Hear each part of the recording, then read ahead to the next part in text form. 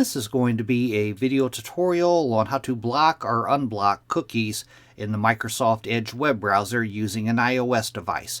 I'll be using an iPhone for this. Let me jump over to my phone here. I am on my phone now and I have the Edge web browser opened up.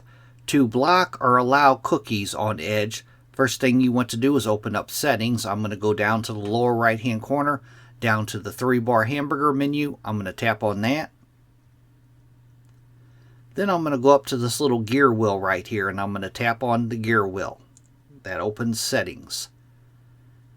Then I'm going to scroll down a little ways to where you see Privacy and Security. I'm going to tap on Privacy and Security.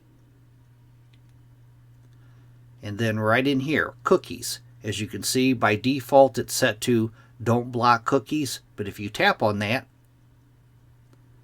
you can choose Block All Cookies, Block Only Third-Party Cookies, or Don't Block Cookies. You could tap on any one of those three.